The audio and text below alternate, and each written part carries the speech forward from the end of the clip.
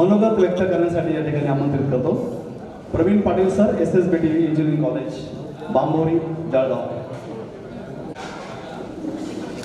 सर्व उपस्थितांना माझा प्रेमपूर्वक नमस्कार.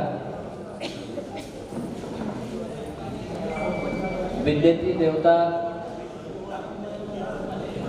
सरस्वती देवी, भारत माता आणि ज्यांच्या पदस्पर्शाने ही जमीन पावन झालेली असे धामरे दादा यांना सर्वांना अभिवादन करून मी माझ्या मनोगतात स्वागत करत आहे.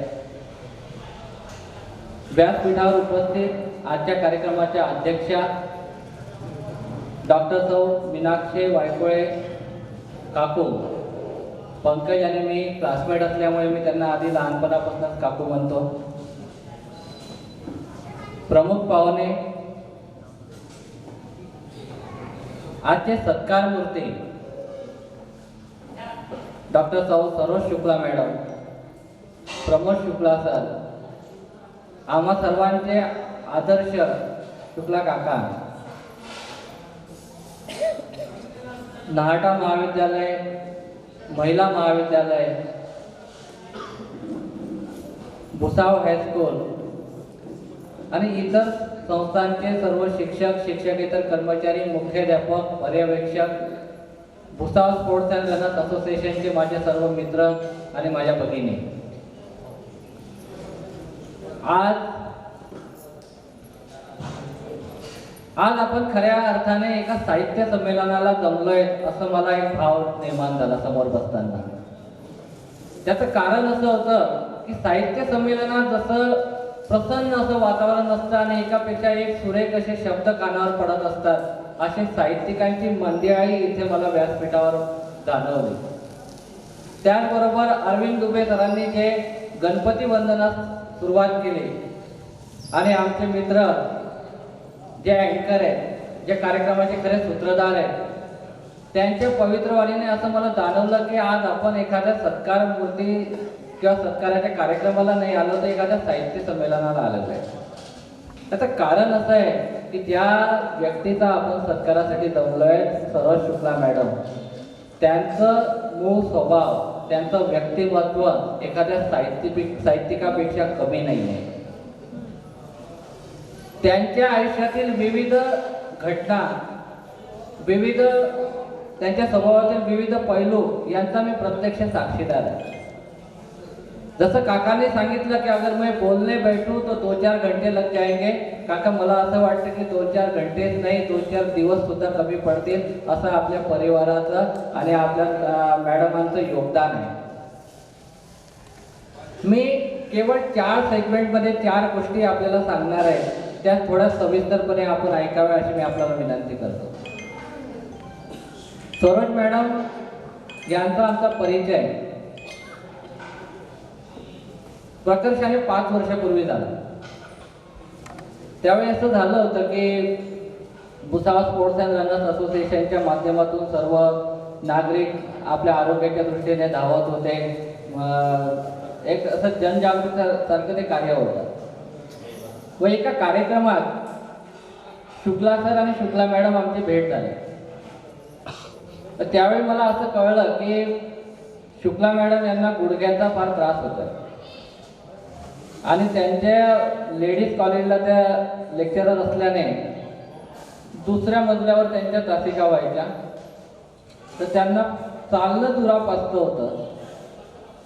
त्यामुळे लेक्चर घेणं इतकं वर चढून जाणं शक्य नव्हतं. तर त्यांच्या मनात विचार असा होता की आपण VRS म्हणजे व्हॉलेंटरी रिटायरमेंट घेऊया, आणि त्यांनी तसं ते बोलून दाखवलं आम्हाला त्या कार्यक्रमात. शुक्ला सरांनी सुद्धा ते बोलून दाखवलं. साहजिकच एक विद्यार्थी म्हणून आणि एक नागरिक म्हणून मी त्यांना विनंती केलं की मॅडम आप थोड़ा ट्राय कीजिए, आप और थोड़ा देर रुक सकते हैं. मॅडमांचा एक स्वभाव मला त्यावेळी विशेष करून जाणवला. अतिशय निग्रही आणि अतिशय निर्धारपूर्वक मैडम ने सांगितले की सर अगर आप बोलते हैं तो मैं जरूर कोशिश करूंगी. आणि त्यानंतर मॅडमांनी जे काम सुरू केलं आरोग्याच्या दृष्टीने त्या मागे कधीच थांबल्या नाही.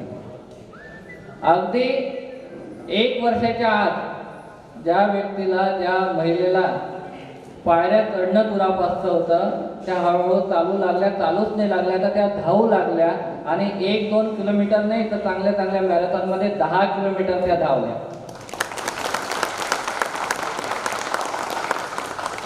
मला सांगा, 10 किलोमीटर धावल्यानंतर VRSचा जे विचार होता तो डोक्यातून कधीच पळून गेलेला होता.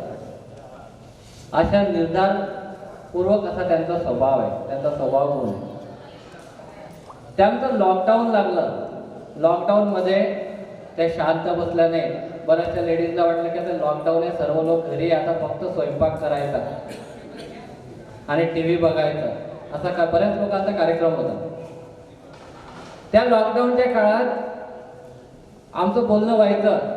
त्यांनी मला सांगितलं की सर, मैं लॉकडाउन में कुछ अलग करना चाहती हूँ, मैं सूर्य नमस्कार करूंगी और 108 सूर्य नमस्कार एट ए टाइम मुझे निकालना है, और उन्होंने वो करके दिखाया.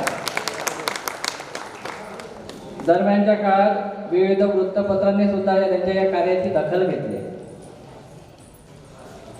त्यांच्या त्या कार्याची दखल विविध वृत्तपत्रांनी घेतल्याने ते महाराष्ट्रभर त्यांचे जे कार्य इतकं गाजलं की अगदी त्यांना मुंबई, पुण्यावरून सुद्धा त्या काळात फोन आले आणि त्यांनी मला सांगितलं की सर आपने क्या कर दिया. मैंने तो खाली सूर्य नमस्कार किया या मेरा कुछ काम किया.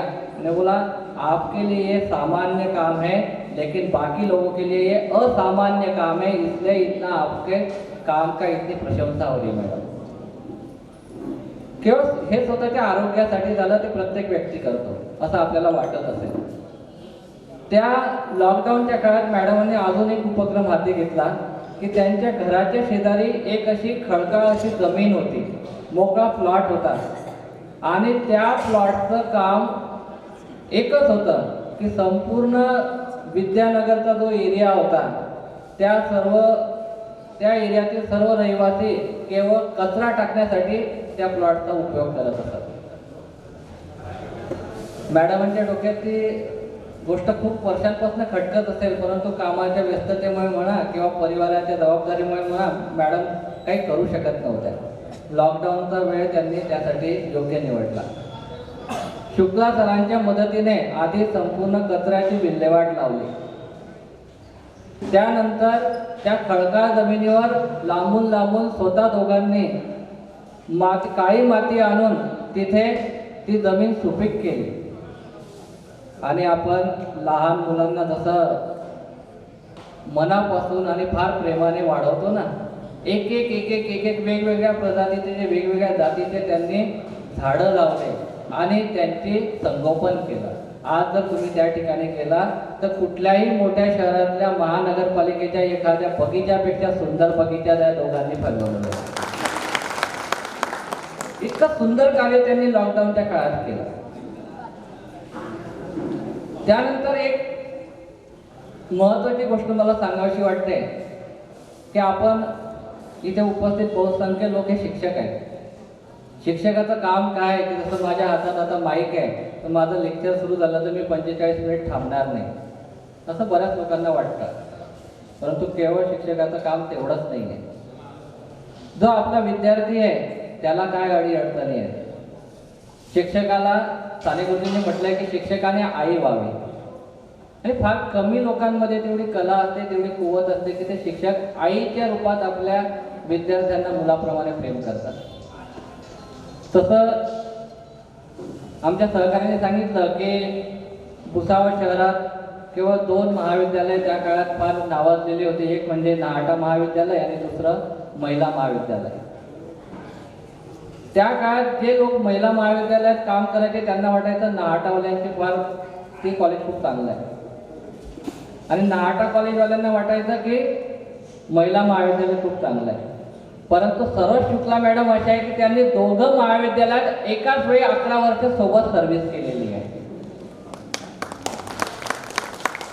त्याचं कारण असं आहे की एक काळ असा होता की काही कारणामुळे त्यांना तिकडे नाहाटा महाविद्यालयात जावं लागलं तर तिथलं मॅनेजमेंट सुद्धा म्हणायचं कि नहीं मैडम का पढ़ाना इतना अच्छा है, बच्चों के प्रति इतना अच्छा व्यवहार है, तो हम उनको यहाँ से जाने नहीं देंगे. तर आजच्या काळात आपल्याला माहित आहे की एखादा शिक्षक जर सरप्लस होत असेल तर मॅनेजमेंट म्हणते अरे बाबा लवकर जा, मला दुसरा भरू द्या. पण तो मॅडमांचं ते कार्य होतं. तर ते कार्य काय आहे तर त्याचे फार एक दोन उदाहरणं मी सांगणार होतो. त्यापैकी एक उदाहरण अरविंद दुबे सरांनी सांगून दिलं की जो व्यक्ती जातीचा नाही, पातीचा नाही, रक्ताचा नात्याचा नाही, तो व्यक्ती केवळ ओळखीमुळे आपल्या घरी येतो आणि त्याला मुलाप्रमाणे ती व्यक्ती आपली आईसारखं प्रेम करते, त्याला मोठं करते. एअरफोर्समध्ये तो इंजिनियर होतो आणि त्यानंतर एका बहुराष्ट्रीय कंपनीत नोकरीला लागतो. त्या व्यक्तीचं पहिलं वाक्य असतं ज्यावेळेला शुक्ला मॅडम रिटायर होणार आहे, मैं इस दुनिया में जहाँ भी रहूँगा लेकिन उस दिन मैं सबसे पहले पहुँचूंगा. हे का शक्य आहे? शुक्ला मॅडमांनी जे प्रेम केलं आहे, शुक्ला मॅडमने त्यांना जे मुलासारखं सांभाळलं आहे, त्यामुळे ते केवळ शक्य आहे.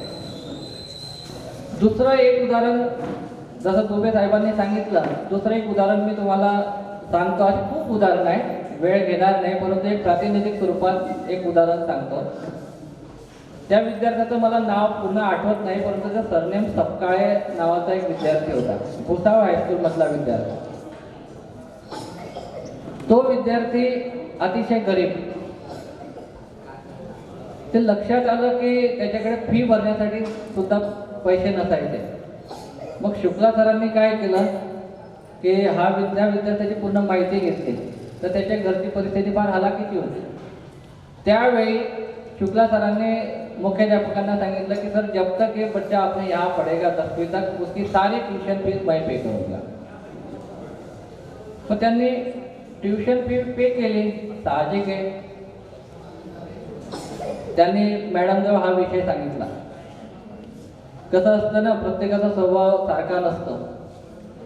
काही लोक घरी सांगायला सुद्धा घाबरतात सर, किंवा मी काही समाजसेवा करतोय ते घरी सांगायला घाबरतात, कारण त्यांचा अनुभव वेगळा असतो. परंतु त्यांना सरोज मॅडमचा अनुभव होता. त्यांनी म्हणून अगदी सहजपणे सांगितलं की मैं वो बच्चे की फीस पे करने वाला हूँ. मैडम ने सांगितलं की खाली फीस पे करके क्या होगा, वो बच्चे को तो किताबें भी लगेंगी, उसको यूनिफॉर्म लगेगा, वो कौन देगा. शुक्ला सर विचार करायला लागले. तो बोले वो जब तक वो बच्चा वहाँ पे पढ़ेगा उसकी सारी किताबें और यूनिफॉर्म मेरी तरफ से. बघता बघता तो विद्यार्थी 10वी मध्ये मेरिट मध्ये आला, या शाळेतून पहिला आला. तो मॅडमांना भेटायला गेला. मॅडमने सांगितलं त्याला की तू काय शिकतोय. म्हणे मला डिप्लोमा करायचा. डिप्लोमाची सुद्धा फी मॅडमांनी त्याची भरली.